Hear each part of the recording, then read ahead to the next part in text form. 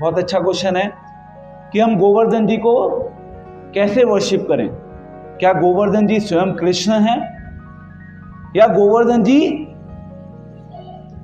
दास हैं, हरिदास वर्य, भगवान के बेस्ट सर्वेंट्स के सर्वेंट हैं?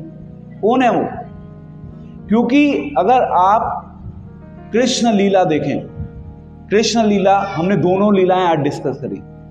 एक लीला में कृष्ण ने दिखा दिया कि मैं ही गोवर्धन हूं, एक लीला में कृष्ण ने दिखा दिया।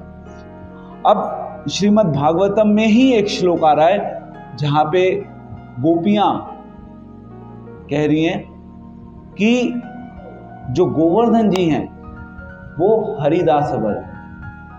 दूसरे शब्दों में वो भगवान के बेस्ट भक्तों के सर्वेंट हैं, बेस्ट डिवोटी हैं। तो हम डिस्कस कर रहे थे कि युधिष्ठिर महाराज के पूरे परिवार ने भगवान की सेवा की।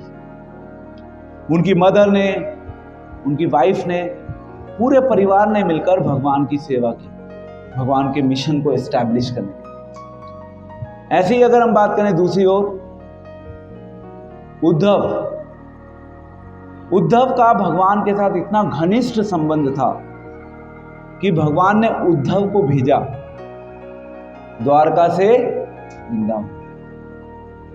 किस लिए? गोपियों को पैसिफाई करने के लिए या गोपियों को संदेश पहुंचाने के लिए। तो उद्धव ने बहुत बड़ी सेवा की।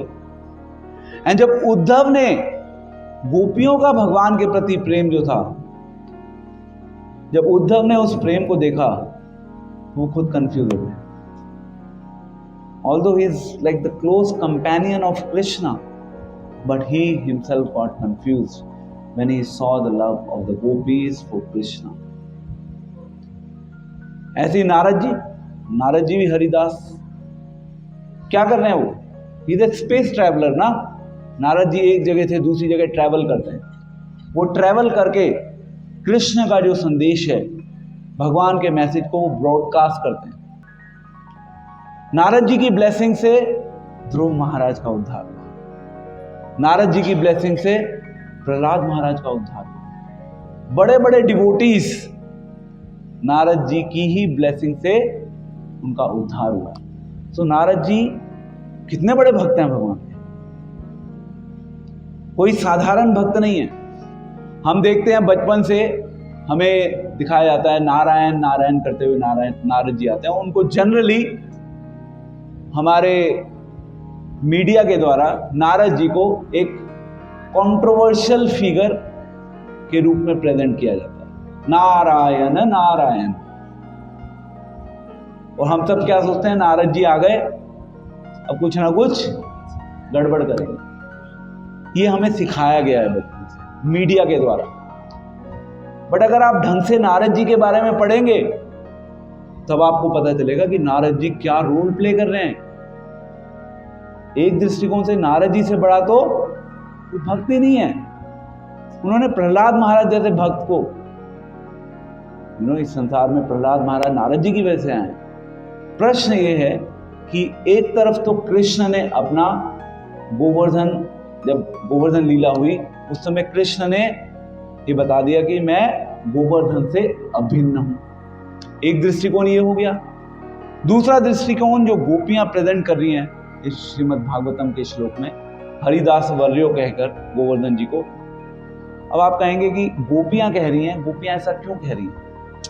तो सबसे पहले आपको यह समझना होगा कि दोनों ही दृष्टिकोण की जो गोवर्धन जी हैं वो भक्त भी हैं, वो गोवर्धन जी जो हैं वो कृष्ण भी हैं।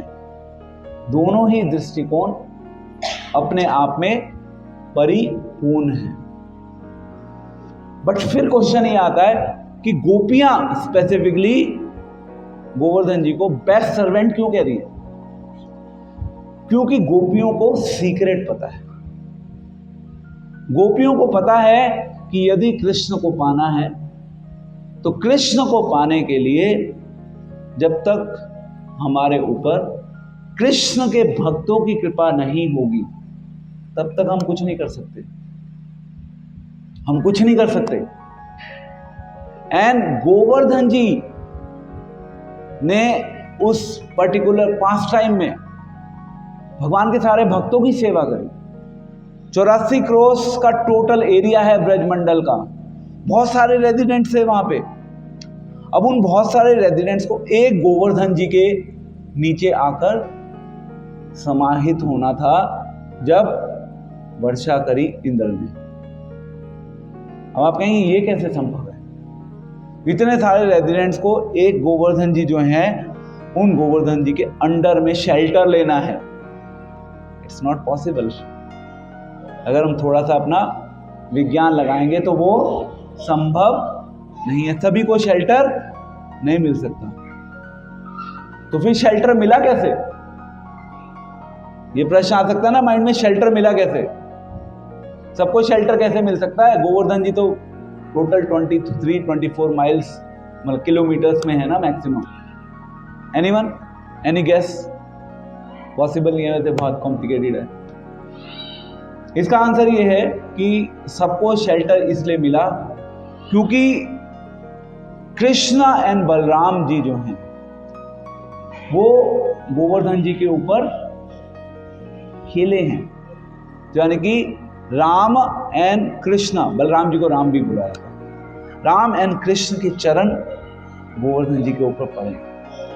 तो भगवान के जब चरण पड़ते हैं तो वो एक्सटेसी में आकर गोवर्धन जी ने अपने आप को एक्सपेंड कर लिया।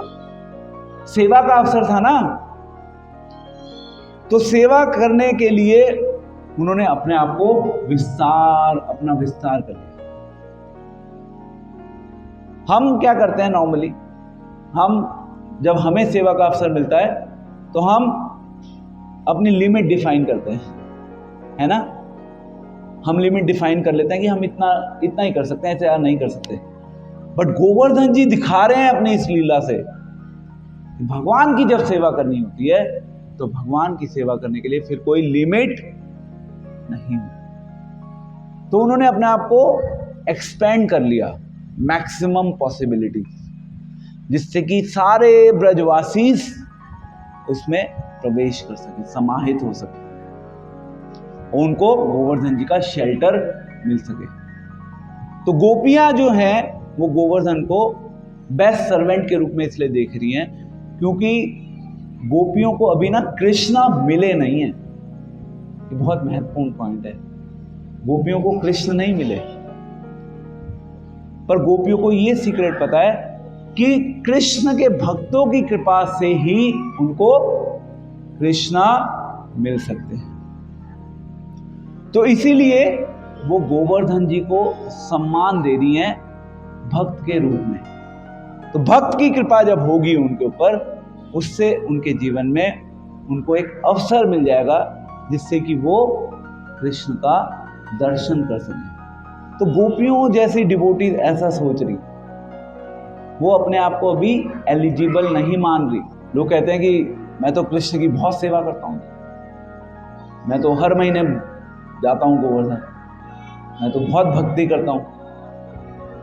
तो जो वो कहते हैं ना कि मैं बहुत भक्ति करता हूँ, जो कह रहा है कि मैं बहुत भक्ति करता हूँ, यानी उसकी भक्ति अभी शुरू नहीं हुई। क्योंकि एक भक्त हमेशा ये सोचता है कि मैंने तो अभी शुरू ही नहीं किया, क्योंकि उसे पता है कि भक्ति की कोई लिमिट नहीं। आप जितना करोगे उतना कम। वो गोपियां ये सिद्धांत एस्टैब्लिश कर रही हैं कि जितना सेवा एक भक्त करता है मास्टर को संतुष्ट करने के लिए, उसको पता है कि उससे मास्टर संतुष्ट होगा। मास्टर की संतुष्टि, मास्टर की प्रसन्नता के लिए एक भक्त सेवा करने की कोशिश करता है अधिक से अधिक। एंड इन रिटर्न जो मास्टर है, मास्टर जब देखता है कि ये सर्वेंट इतनी सेवा कर रहा है, मुझे प्रसन्न करने की कोशिश कर रहा है, तो मेरा भी कुछ कर्तव्य है। इन एक्सचेंज मुझे भी इसको प्रसन्न करना है। तो भक्त भगवान के आनंद को बढ़ाने की कोशिश करता है, वो भगवान भक्त के आनंद को बढ़ाने की कोशिश करता है। तो इसीलिए सेवा करते हैं भक्त अधिक से अधिक। एंड गोपियां सेवा के ऊपर फोकस करती हैं। गोवर्धन जी को हरिदास के रूप में स्वीकार करके वो बता रही हैं कि सेवा जो है वो सर्वोपरि है। और इस प्रकार से कृष्णा एंड कृष्ण, इस प्रकार से कृष्णा एंड कृष्ण के भक्तों के बीच में कंपटीशन चलता है। कौन सा कंपटीशन? कृष्ण अपने भक्तों को संतुष्ट करना चाहते हैं, उनको आनंद प्रदान करना चाहते हैं। भक्त सेवा नहीं लेना चाहते भगवान से, भक्त चाहते हैं कि मैं कृष्ण को संतुष्ट करूं। So this is the competition going on between Krishna and his devotees. Do you want to take part in that competition? क्या आप उस competition में भाग लेना चाहते हैं? ये संसार के competition बहुत छोटे हैं, एक्चुअली कुछ नहीं रखा उन competition। उन सभी competition का एक दिन एंड हो जाएगा।